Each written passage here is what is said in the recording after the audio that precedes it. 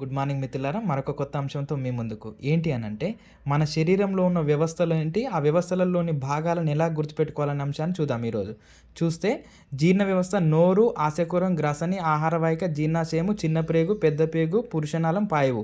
అంటే ఈ జీర్ణ వ్యవస్థలోని ఈ భాగాలను గుర్తుపెట్టుకుంటే మనకు జీర్ణ వ్యవస్థ కంప్లీట్ అవుతుంది. దానికి సంబంధించినటువంటి అంశాలన్నీ కూడా ఇక్కడ రాసుకోవడానికి ప్రయత్నం చేయండి మిత్రులారా. తర్వాత శ్వాస వ్యవస్థను తీసుకుంటే నాసికా రంధ్రాలు, నాసికా కుహరం, గ్రసని, స్వరపేటిక, వాయునాళము, శ్వాసనాళాలు, శ్వాసనాళికలు, వాయుగోనులు, రక్తం. నాసికా రంధ్రాల నుంచి రక్తం వరకు వెళ్తే అది ఉచ్ఛ్వాసం కంప్లీట్ అవుతుంది. రక్తం నుంచి వాయుగోనులు మళ్ళీ వెనక్కి వస్తే అది నిశ్వాసం కంప్లీట్ అవుతుంది. అంటే ఉచ్ఛ్వాస నిశ్వాసాల ప్రక్రియనే మనం శ్వాసక్రియ అని అంటాం. నాసికా రంధ్రాల నుంచి మొదలు పెడితే ఇక్కడికి వస్తే అది రక్తం వరకు వస్తే అది ఉచ్ఛ్వాసం కంప్లీట్ అవుతుంది. రక్తం నుంచి మరల వెనక్కి వెళ్తే అది నిశ్వాసం అవుతుంది. తర్వాత రక్త ప్రసరణ వ్యవస్థ మనకి ఇందులో 2 చాపాలు ఉంటాయి, పుప్స చాపము, దైహిక చాపము. సో పుప్స చాపం అనేది శరీర భాగాల నుండి ఊపిరితిత్తులకు వెళ్తుంది. అందులో చూస్తే మనం శరీర భాగాలలో ఏర్పడినటువంటి చెడు రక్తము లేదా ఆమ్లజని రహిత రక్తం పూర్వపర మహాశిర ద్వారా కుడి కర్ణిక నుంచి కుడి జఠరిక నుంచి పుప్సధమని ద్వారా ఊపిరితిత్తులలోకి చేరి శుభ్రపడుతుంది. మళ్ళీ ఇది దైహిక చాపం తీసుకుంటే ఊపిరితిత్తుల నుండి శరీర భాగాలకు, అంటే ఊపిరితిత్తులలో శుభ్రపడినటువంటి రక్తము శరీర భాగాలకు వెళ్ళాలి. చూస్తే ఊపిరితిత్తులలో శుభ్రపడినటువంటి మంచి రక్తాన్ని పుప్సశిర ఎడమ కర్ణిక నుంచి ఎడమ జఠరిక నుంచి దైహిక ధమని లేదా బృహద్ధమని అనేది శరీర భాగాలకు చేరవేస్తుంది. మనం దీన్ని సింపుల్గా ఈ బొమ్మ ద్వారా గుర్తుపెట్టుకోవచ్చు. చూడండి మిత్రులారా, శరీర భాగాలలో ఏర్పడినటువంటి చెడు రక్తము పూర్వపర మహాశిర ద్వారా కుడి కర్ణిక నుంచి కుడి జఠరిక నుంచి పుప్సధమని ద్వారా ఊపిరితిత్తులలోకి చేరుతుంది. అదేవిధంగా కుడి జఠరిక మధ్య ఉన్నటువంటి కవాటము త్రిపత్ర కవాటము. అదేవిధంగా ఊపిరితిత్తులలో శుభ్రపడినటువంటి రక్తము పుప్స శిర ద్వారా ఎడమ కర్ణిక నుంచి ఎడమ జఠరిక నుంచి దైహిక మహాధమని లేదా బృహద్ధమని ద్వారా శరీర భాగాలకు చేరుతుంది. అంటే ఏంటి, మనము ఈ చిన్న బొమ్మ గుర్తుపెట్టుకుంటే, ఈ చిన్న డయాగ్రామ్ కనుక మన మైండ్లో ఉంటే ఈ చాపమంతా కూడా మనకు ఈజీ అవుతుంది.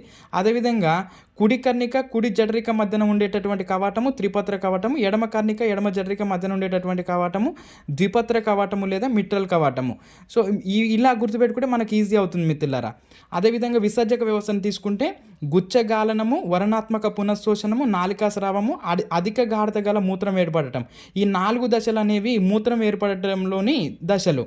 గుచ్చగాలనము, వరణాత్మక పునఃశోషణము, నాలికాస్రావము, అధిక గాఢత గల మూత్రం ఏర్పడటం. నాడీ వ్యవస్థను తీసుకుంటే నాడీ వ్యవస్థలో మనకు 3 రకాల నాడీ వ్యవస్థలు ఉన్నాయి. కేంద్రీయ నాడీ వ్యవస్థ, పరదీయ నాడీ వ్యవస్థ, స్వయంచోదిత నాడీ వ్యవస్థ. కేంద్రీయ నాడీ వ్యవస్థలో మెదడు, వెన్నుపాము తీసుకుంటాము. మెదడు పురుషులలో అయితే 1375 గ్రాముల బరువు, స్త్రీలలో అయితే 1275 గ్రాముల బరువు ఉంటుంది. మళ్ళీ మెదడులో ముందు మెదడు, మధ్య మెదడు, వెనుక మెదడు. ముందు మెదడులో జ్ఞానలంబికలు, మస్తిష్కము, ద్వారగోర్ధంలో థాలమస్, హైపోథాలమస్. ఈ మస్తిష్కాన్ని మనం పెద్ద మెదడు అని పిలుస్తాం. మళ్ళీ మధ్య మెదడులో మనకు 4 లంబికలు ఉంటాయి. వీటిని మనం కార్పోర క్వాడ్రిజెమిన్ అని అంటాము. పై లంబికలు దృష్టికి, కింద ఉన్న 2 లంబికలు శ్రవణానికి తోడ్పడతాయి. వెనుక మెదడులో అనుమస్తిష్కము, మధ్యముఖం. అనుమస్తిష్కాన్ని మనం చిన్న మెదడు అని అంటాం. అంటే ఏంటి, ఇక్కడ నాడీ వ్యవస్థ కూడా మొత్తం కంప్లీట్ అయిపోయినట్టే. సో పరదీయ నాడీ వ్యవస్థను చూస్తే ఇందులో 43 జతల నాడులు కలవు. అందులో కపాల నాడులు 12 జతలు, వెన్ను నాడులు లేదా కశేరు నాడులు 31 జతలు. ఈ 43 జతలను కలిపి మనం పరదీయ నాడీ వ్యవస్థగా పేర్కొంటాం. స్వయంచోదిత నాడీ వ్యవస్థను తీసుకుంటే సానుభూత నాడీ వ్యవస్థ, సానుభూత పరనాడీ వ్యవస్థ. ఇది జీవక్రియల వేగాన్ని పెంచుతుంది కాబట్టి దీనిని యాక్సిలరేట్ అని, జీవక్రియల వేగాన్ని తగ్గిస్తుంది కాబట్టి దీన్ని బ్రేకర్ అని అంటాము. ఇది నాడీ వ్యవస్థ కంప్లీట్ అయిపోయినట్టు. తర్వాత ప్రత్యుత్పత్తి వ్యవస్థను తీసుకుంటే పురుష ప్రత్యుత్పత్తి వ్యవస్థ, స్త్రీ ప్రత్యుత్పత్తి వ్యవస్థ. పురుష ప్రత్యుత్పత్తి వ్యవస్థలో ముష్కాలు, శుక్రనాళికలు, ఎపిడిడిమి, శుక్రవాహికలు, శుక్రగ్రాహికలు, స్ఖలన నాళములు, పౌరుష గ్రంథి, కౌపర గ్రంథులు, మూత్ర జననేంద్రియ నాళిక. అంటే ఈ సీక్వెన్సీలో మనకు ప్రత్యుత్పత్తి వ్యవస్థ కంప్లీట్ అవుతుంది. తర్వాత స్త్రీ ప్రత్యుత్పత్తి వ్యవస్థలో తీసుకుంటే స్త్రీబీజ కోశాలు, స్త్రీబీజ వాహికలు, గర్భాశయము, బాహ్య జననేంద్రియము, క్రియాత్మకమైనటువంటి క్షీరగ్రంథులు. ఇది స్త్రీ ప్రత్యుత్పత్తి వ్యవస్థలోని భాగాలు. అంతఃస్రావిక వ్యవస్థలో మనము హార్మోన్స్ గురించి చదువుతాం మిత్రులారా. ఇందులో చూస్తే నాళగ్రంథులు, వినాళ గ్రంథులు, మిశ్రమ గ్రంథులు. నాళగ్రంథులు ఎంజైమ్స్ను విడుదల చేస్తాయి, వినాళ గ్రంథులు హార్మోన్స్ను విడుదల చేస్తాయి, మిశ్రమ గ్రంథులు ఎంజైమ్స్ మరియు హార్మోన్స్ను విడుదల చేస్తాయి. ఇవేంటి, హార్మోన్స్ ఏం చేస్తాయి, ఎంజైమ్స్ ఏం చేస్తాయి అనే విషయాన్ని మీకు మరొక వీడియోలో అందిస్తాను మిత్రులారా. ఇలాంటి కంటెంట్ చాలా సింపుల్ వేగా ఎలా గుర్తుపెట్టుకోవాలి మనం అనే విషయాన్ని మీకు ఎంతో వస్తుంది మిత్రులారా. మన ఛానల్ సబ్స్క్రైబ్ చేయండి, లైక్ చేయండి, షేర్ చేయండి మిత్రులారా. కంపల్సరీ మర్చిపోకండి మిత్రులారా.